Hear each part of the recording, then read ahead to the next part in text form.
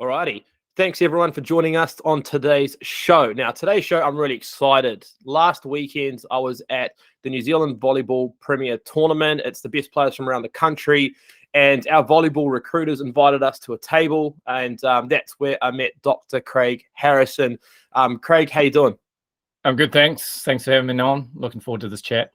Yeah, absolutely. And at this event, when I met Dr. Craig Harrison, we were sitting down and I was asking him what he did. And once he told me about how he helps athletes and how they support them going through those really important years of development, I thought it was an absolute no-brainer to bring him on board. As a lot of people know that listen to the show, they know that we just want to give as much value as we can. We don't pay people to come on board. It's just trying to give everyone as much resources as possible. So I had to pester Craig to come on board and to share his knowledge, and I can't wait to do it. So Craig, can you please tell us about your story? How'd you got into the sports scene and what you do? Yeah, mate. So growing up, sport was kind of my life. Went to school to eat my lunch and play a bit of sport. So that was really my journey through my childhood and then into my adolescent years. And yeah, so I grew up playing football and ran track right until the end of school, and then dropped football and pursued my athletics career until my early 20s.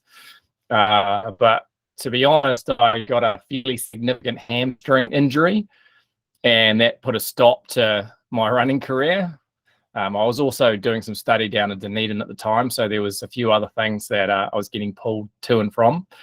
But I started studying it. You know, when you're no good at actually doing something in the athletic world, you tend to go and study it. And so I jumped into a degree in physical education from the University of Otago, and then straight into a master's. It was my dream to work in high performance sport and help athletes get fitter, faster, stronger. And the best route to do that was through some work in exercise physiology, sports science. And so I did that, and then I started working in elite sport for a while as a strength and conditioning coach.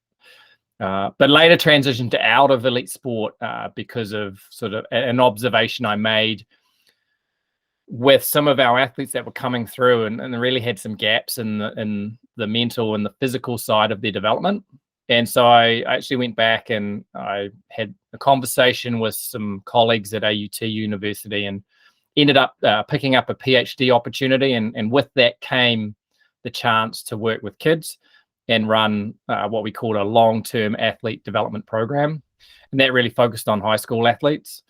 And so that's been my passion ever since. Over the last decade, I've really dug into how I can understand the developing athlete and give them what they need from a really holistic point of view, those physical skills and those mental skills, to make sure that whatever it is that they're wanting to do, they're prepared and ready to be their best at the level of competition they're at, but also if they've got dreams of going on and representing their country, getting a scholarship somewhere around the world, then they've got the pieces of the puzzle dialed in and the foundations to really allow them to go on and achieve their goals. Absolutely. That sounds fantastic. Now, breaking it down even further, what are the biggest problems you see that a student has or an athlete has that's, say, between the age of 14 to 17 years old, where you're going to have to go and work with them? Are we talking biomechanics? Are we talking injury? Are we talking the mental side? Can you dive a little bit deep into what are the key issues that you see quite common? Yeah, so my approach is fairly holistic in the sense of what I see in front of me, I deliver into. And so usually I'll pick athletes up and support their development via a physical piece that they need. And oftentimes that will be injury. So an athlete might pick up an injury and come and see me, and we will work out what they need to develop in order to defend against further injuries. But on the other side of that coin, it's also about performance. And we know that to be the best you can be in your sport and at your craft, so if you're a volleyballer, the technical and the tactical skills of the game are really important, but underpinning your ability to actually execute those skills, you need to be a really good athlete. You need to be able to move efficiently, and you need to have strength and speed, and a number of other characteristics from a physical point of view to ensure that when you ramp up your training, and all athletes need to at some point as they further their careers, that they can handle the training loads, and they can go out there and do what they need to on the court or on the field, or whatever it is that they do in their sport. And so those problems that I see are a lack of foundational strength, a lack of movement skill, so that and when we're missing in those pieces, we often start to break down physically in our sports, as well as not being able to perform at our best. And so that's what I offer from a physical point of view. And then on the other side of that is the mental skills. And fundamentally, we just don't teach them. It's very rare for a high school age athlete to actually work on training their mind. There's three things that we can train, and we can train our sport, the tactical and the technical skills. We can train our bodies, and that's a little bit more well known. We could also train our minds, and there are specific things that we can do to allow us to develop the skills to be more resilient under pressure, to be able to execute what we need to day in and day out. And that starts with young athletes around developing self-awareness. So that's sort of the first piece of the puzzle. And then from awareness, we can actually start to implement some specific mental skills that are going to allow them to go out and do the things that they want to do to be their best. Awesome. And look, a lot of student athletes, I keep saying student athletes because we're college recruiters, and that's what the Americans call them, but let's just say athletes. A lot of athletes, they don't really identify these problems. So how can they pick up on this at an earlier age, when a lot of the sporting bodies or the coaches that they're working with might not help them in these areas? How can they identify this problem and say, you know what, I'm 14, 15, I need to go and fix this? What can they do?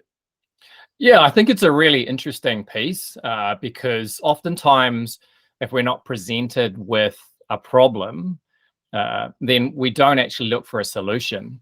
And so this is why I see a lot of athletes get injured, because all of a sudden they have a real pain in their day-to-day. They're frustrated because you can't go out there and practice and compete. And so you start looking for solutions to solve that problem of being injured. But we really want to get to the heart of some of these issues before it becomes a serious injury. And so what I encourage young people to do, and families, support teams, is actually be really curious around what it actually takes to be your best. And that requires a long-term view. So if you've got dreams, aspirations of going on past high school, then you got to think about what performance actually means, and what some of those athletes are doing at that next level of competition. Because when you look to those particular contexts, be it college sport in the US, be it the English Premier League, if you're into football in the UK, wherever you turn in your sport at that next level, you're going to see athletes in this day and age, and they're going to be in the gym. They're going to be doing that physical work. They're going to be most likely talking with a sports psych. That's no longer this taboo thing that everybody looks at. And, a couple of decades ago, athletes would look at going to the psych as being something that, only the athletes with real problems do. But now it's an everyday occurrence. So, and we can, if we've got to get there at that next level, then we've got to start at the younger stages of development. And so being curious, asking the questions, looking to what other people are doing a few years or stages ahead of you is a really good way of understanding what you're actually going to need. Love that. Let's talk about the big one, burnout. A lot of athletes face it. And look, my younger brother, Ajit, he is a professional tennis player. He's 23 years old. And he's felt it. He did a podcast recently on What a Lad podcast with one of the former Hurricanes players, and opened up about it, how hard it is and how much he struggled, and the support that he needed. And a lot of student athletes and a lot of younger athletes face this. They face burnout. And we get messages quite often where some athletes, like we had a swimmer the other day saying, we've been training so much and I'm just feeling absolutely flat. What are some advice you can share around that? That must be quite a common thing you work with, right? Yeah, it sort of presents in different ways. And so, it starts out with just being tired. Lots on my plate. I'm always tired. I don't always feel like I've got it in me to go out there and perform at 100%. And that's a question that you can think about as a developing athlete. Is like, how often do you feel really ready and prepared to go out there and be your best?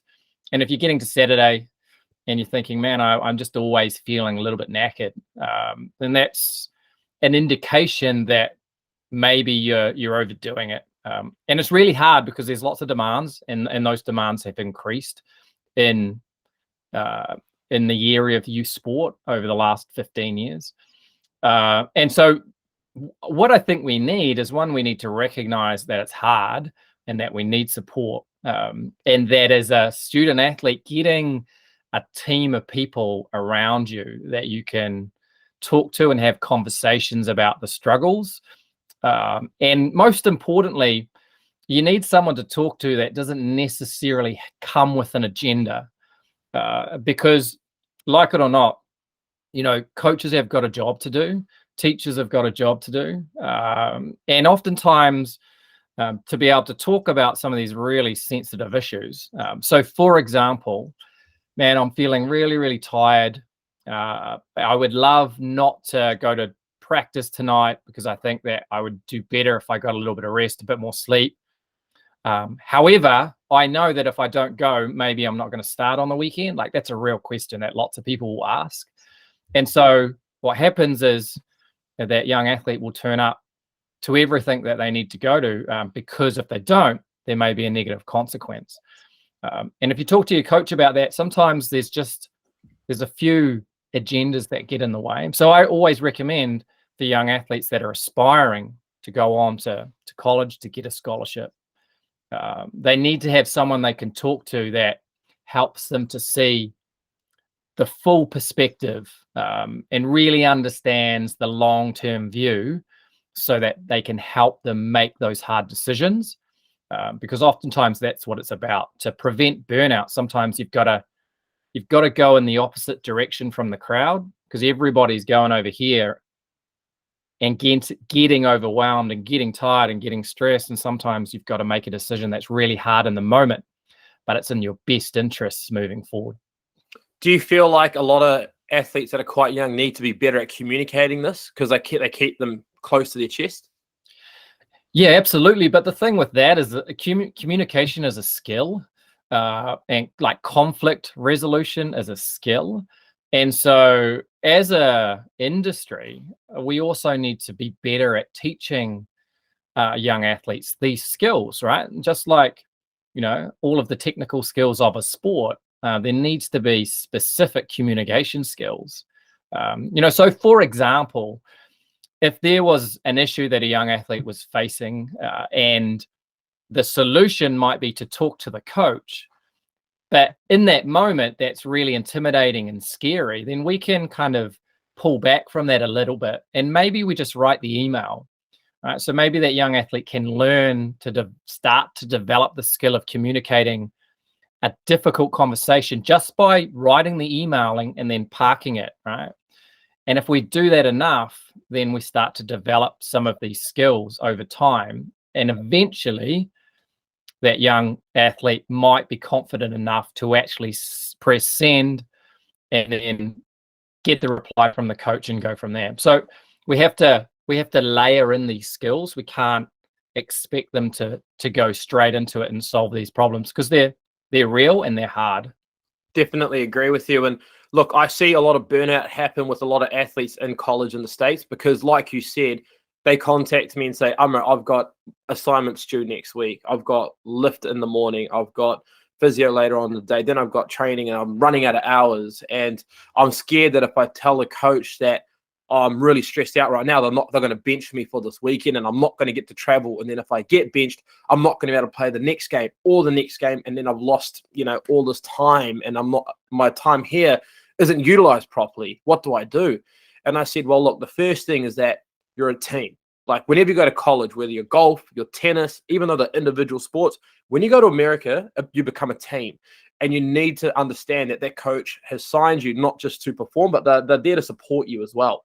And I've got your best interest at heart. But if you go into the coach saying, look, I don't want to play this weekend, I've got too much on, then the coach obviously is not going to take that so well. But if you sit down with them and clearly communicate with the way to make it sound like, you both are on the same team and you're making the best decision for you, so then you can benefit the team at a later time, then that might be perceived in a different way. And like you said, communication skills are absolutely fantastic. And is that something you work really hard on with a lot of your clients?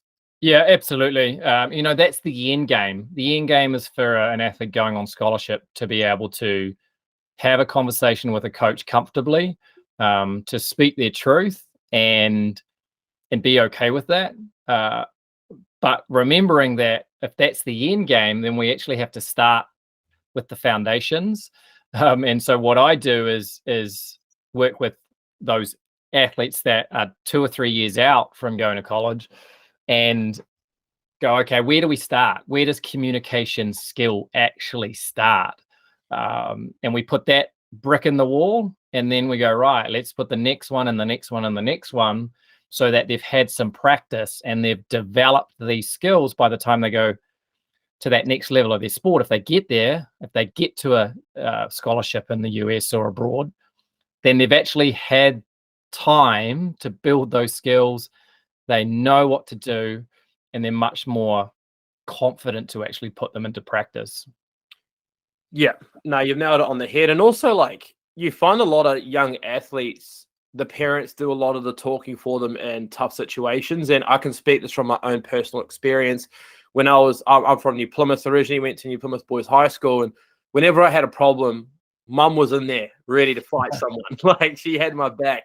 But then when I went to university in Wellington, and I was there from 18 or 17 years old all the way through to 23 at university, she wasn't there, and I needed to step up. And I was on the back foot in that first year, and my development as a person and the way I dealt with things took a little bit longer. And I feel like if I had someone like yourself at 14, 15 years old that gave me the confidence to deal with situations, to take a step back and analyze things objectively, and then go into those situations while more equipped, things might have worked out completely different. I think that is so important. Yeah, sometimes as grown-ups in the room, we just have to get out of the way. And so what I do also is support families to understand their roles. And parents are essential pieces of the puzzle. They provide so many things that without them, athletes really struggle. But there's other things that we as parents, we need to understand. We need to get out of the way sometimes and make sure that our kids are having the opportunity to develop these skills. And the challenge with that is it might take a little bit longer, and there might be more adversity and a little bit more struggle, and maybe they get something wrong and they don't make this particular team. But if we're being honest, that's where things like resilience comes from. We have to be as intentional about developing those skills as we are about developing our forehand or, our pass or whatever it might be. And so it's important for, student athletes at that level of high school that parents, athlete, coach are all working as a team to really understand your role, to make sure that those specific skills are getting developed. 100%. And look, I've been doing this now for 7 years. We've had a lot of experience working with different types of families, different types of levels of athletes. And the athletes that really struggle in college are the ones that, when they're in their home country, their parents, my parents will do the same with me. They would say how amazing I am being a loving parent. And sometimes they take it a bit too far. I'm not saying my parents here. Otherwise, I'm in my parents' house right now. If my mum heard this, she would come up and give me one. But my mum's super supportive. But there's some parents that go the extra step where they say their child is better than they actually are, and these athletes go on with this mentality, and then they go to college in America and they don't get to compete because they're competing on a totally different scale. And then when they get shot down by the coach saying, hey, look, you've actually got a lot of work to do, they take it to heart and they don't know how to deal with it. And then that's where things start to go wrong. And that's why when we were talking last weekend, Craig, at the volleyball tournament, you made a comment saying that these athletes need to understand that they need to learn how to deal with situations like this at such a young age. And I completely agree, because 15 years old to 18 years old is so important for development, not just physically in your sport, but in other areas if you want to go on and be successful, right? Yeah, absolutely. And I think that, from a parent's point of view, I've got 3 kids, and like our job, first and foremost is to keep our kids safe. And secondly is to make sure that they understand what they're good at, right? Like, so we have a role as a parent to really affirm the things that our kids do well.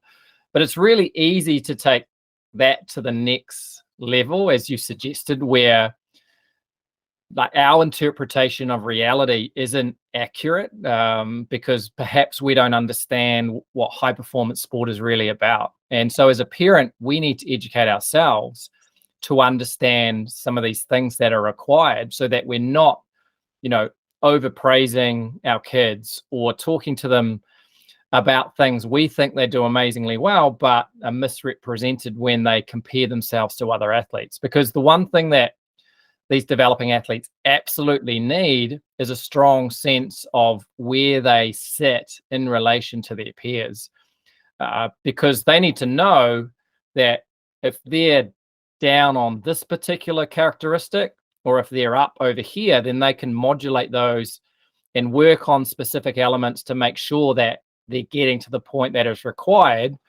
to get the scholarship, to achieve the goal that they've got in mind. And so we can't get in the way of that as parents, because otherwise our kids go blinded into these environments, and that's a surefire way of failure, because there's a lack of awareness, right? So we can't get in the way of our kids developing a very clear sense of who they are and what they can do. Completely agree. And also, you mentioned that word comparison. That word is the one that a lot of people need to understand, because quite often we get student athletes looking at what other sort of scholarships in the States other people are getting, or what teams are in. Like, if there's someone in the New Zealand under-17s soccer team and they didn't make it, it makes them feel down, instead of focusing on their own journey and their own craft. And like you said, everyone knows the long-term picture. Just because they're not there right now doesn't mean they can't get there in the future. I mean, we've got athletes for men's soccer that will start in a top 25 Division I NCAA team, and we got some athletes that won't, but it doesn't mean they can't get there. I mean, one of our soccer recruiters, Dylan Wood, who he couldn't make it, unfortunately. He lives in Wellington, but he's a great example. He knew how good he was. He didn't get selected to represent New Zealand when he was in high school, and he just kept his head down, kept on working really, really hard, took constructive criticism on board really well, went to a Division II college in the States, played really well for 2 years as a soccer athlete, and then got an opportunity to play at UC Davis, which is a top, 40 Division I college program, and got a really good degree and experience, and got invited to trial for the NZ under-20s during his time in America. So a lot of things can happen. I think a lot of people need to look at that bigger picture, but a lot of people want it now, right? They want the results now. Yeah, I think so. I mean, that's very human as well. That's the way that our brains work, is we need to satisfy the desire now, because that allows us to have the confidence to continue on, right? But you asked earlier around, the big problems that I see, and one of them, you referred to it just before, is around a focus on what's external. Comparing ourselves to others outside of our control. And what sport does is it sets us up to think like that, because we're always in competition, right? And so we feel better when we beat the other team, or we feel better when my score is better than the other athlete that's also pitching to get in the team that we're both going for. And part of sport is a requirement to think like that, because you have to have the edge when you go out and compete. So, and the science shows us that you need a little bit of that mindset. We call it the ego mindset. Kind of got to stroke your own ego. But what we also know is that when things go wrong in sport, it's just a matter of when, not if. An athlete that doesn't have a mindset that we call the challenge mindset, an athlete that can't focus on their own skills and abilities and can really dig into what it's going to take to stay in the moment, to be better on the processes that lead to success. If you can't do that, when you fail, when you lose, it's really hard to get back up. And that's where we see athletes kind of throw the towel in, or can't compete, can't go on, drop out of college because they don't know how to keep going when the chips are down. And so the work that I do, and again, it's laying the foundations for these skills to make sure kids understand what they can control and what they need to do in the moment to stay focused and stay in control of their own behaviors. Yeah, that's so true. I think, I mean, I wish I spoke to you when I was a young fella, mate, because that would have really changed the way that I would approach situations. And look, for a lot of parents and students that are listening to this today, how can they get in touch with you where they can have a conversation with you, a consultation, and see how you guys can work together? Yeah, so the best way to contact me is just via email, and you can get me at craig@athletedevelopmentproject.com. Bit of a mouthful, but that's my email. But if you can find me on the internet, you just have to throw my name into Google and I'll pop up somewhere on social media, or I've got a podcast as well that has got a lot of these ideas and a lot of free information. So that podcast is called The Athlete Development Show. And we talk about an array of different ideas that will help. So you can jump on there. But yeah, if you're keen to talk about how I might be able to help, then just give me an email, craig@athletedevelopmentproject.com. Absolutely. And we've thrown up the email there so they can see it. And if you're listening to this in your car, or you're on your way to the gym and you're chucking this podcast on, go to our Instagram, send me a DM on Platform Sports Management Instagram account. And what we can do is we can give you Craig's contact information as well. But look, Dr. Craig Harrison, it's been an absolute pleasure having you on board. I think what you're doing is amazing, and it's definitely something that's super, super, super important. I think competing is only a small percentage of the overall student athlete as a whole. And there's so many different things that they need to learn going through, and early bird gets the worm, right? That's right. Like, get the foundations in, because, it can get to the point where some of these things are much harder to develop as you're further along into the pathway of your sporting development. Cool. No, thank you so much. Appreciate your time. And we'll look forward to staying in touch. And go follow Dr. Craig Harrison's Instagram page as well. We'll put the caption up here. And again, if you're listening to this on a podcast, then just go to our Instagram, send me a message, and I'll send you his Instagram account. There's a lot of great resources there just for you guys. And as mentioned, we just want to help you. I think this would be a great addition to your program. And stay tuned for the next episode. Kia ora. Thanks for having me on. Appreciate it. Cheers.